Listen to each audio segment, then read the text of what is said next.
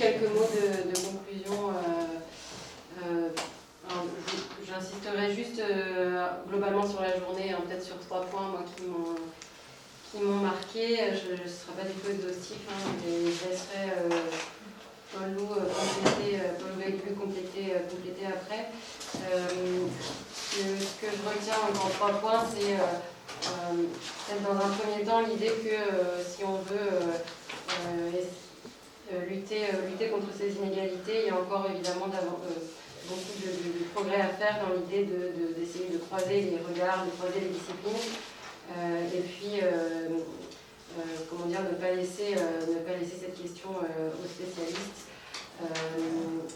Voilà, donc c'est l'idée aussi que tous les acteurs du système de santé devraient pouvoir s'approprier ces problématiques et être formés en ce sens, ce qui n'est pas encore suffisamment le cas aujourd'hui.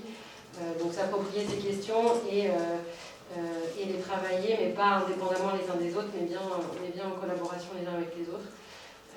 Voilà pour le premier point. Le deuxième point, je voulais juste revenir sur le fait qu'il y a un écart entre d'une part l'accès aux ressources et d'autre part l'usage effectif de ces ressources. Voilà, dans la mesure où il y a cet écart, il s'agirait de ne pas uniquement s'intéresser on le sait déjà, hein, mais à l'accessibilité des soins de santé, mais effectivement toujours s'intéresser au recours effectif et notamment aux raisons du non-recours. Et à cet égard, un des leviers qui me semble important, c'est de s'intéresser à la qualité de l'accueil proposé aux patients dans les systèmes de soins, puisqu'on sait un certain patient, s'ils ont eu une expérience négative en termes de prise en charge, bien ça peut les amener par la suite à refuser certaines prises en charge.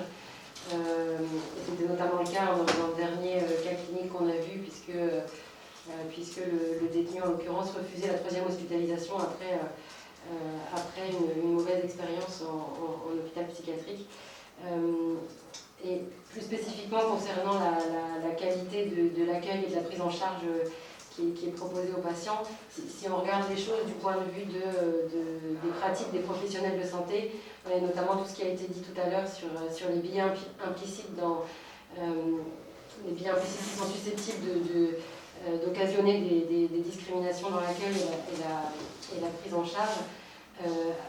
À cet égard, il me semble indispensable de pouvoir tenir compte des conditions de travail de ces professionnels qui indéniablement ont un impact sur leur manière de réfléchir et de prendre en charge les patients. Un des intervenants dans la session précédente, en début d'après-midi, rappelait l'importance du facteur temps et puis le fait que les conditions de travail des professionnels, avec, on le sait, le manque de temps, le manque de personnel, le manque de moyens, etc., dans ces conditions-là, c'est effectivement d'autant plus difficile d'être bien traitant dans les pratiques. Et là aussi, sur ce point-là, on peut espérer que la crise ait permis de mettre en lumière les difficultés inhérentes aux conditions de travail de ces professionnels de santé. Et le troisième et dernier point sur lequel je voulais insister, c'est l'idée que un des leviers pour combattre les inégalités, c'est de ne pas se cibler uniquement sur la question des comportements individuels, les actions publiques qui visent à modifier ces comportements, mais effectivement revaloriser, prendre encore plus conscience du rôle de l'environnement et des conditions de vie dans l'origine, dans la genèse des inégalités sociales de santé. Et à cet égard, c'est ce qui a été formulé notamment ce matin, il y a un peu l'espoir que la crise ait pu jouer un rôle dans cette conscientisation que les inégalités ne sont pas uniquement le fait de comportements à risque au niveau individuel, mais qu'elles doivent aussi être dénoncées comme le plus souvent comme étant des injustices. Dans cette perspective, il y a encore effectivement beaucoup beaucoup de chemin à faire pour essayer de mieux comprendre quels sont les mécanismes qui sont en jeu ici, et notamment par quel mécanisme le système de soins au sens large est susceptible de jouer un rôle dans la reproduction et la production de ces inégalités.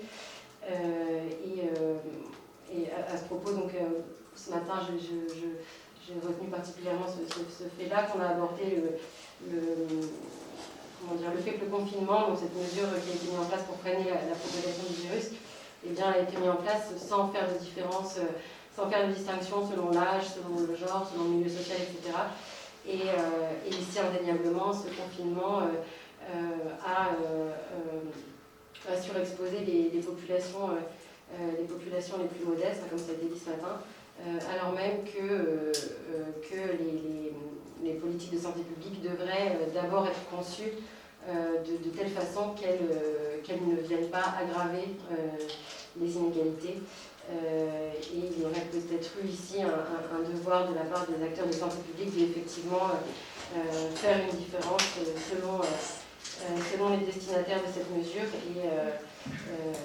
et être plus attentif aux difficultés rencontrées par certains sous-groupes de la population.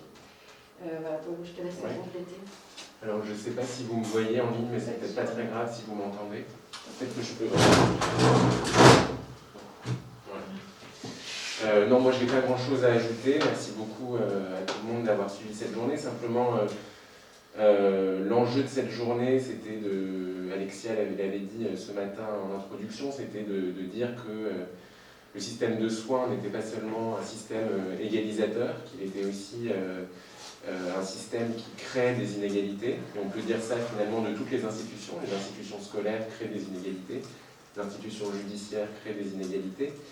Et de deux façons, soit en traitant de façon indifférenciée des situations qui mériteraient des traitements identiques, c'était l'objet de la première partie, soit par le traitement différencié de situations qui mériteraient des traitements identiques. Je suis peut-être un peu perdu, mais c'est pas grave. L'essentiel, c'est que je pense que cette journée aura montré que ces inégalités doivent être documentées et qu'elles le sont en grande partie dans les différents contextes. Je conclurai simplement sur une question que je trouve intéressante, c'est-à-dire que dans la mesure où il y a à la fois des soins différenciés au sens qu'Elie Azria a très bien défini, mais pour autant, le constat était aussi qu'un soin standard, identique pour tous, n'est ni possible, ni souhaitable, et qu'en plus il est inégalitaire. C'est quand même...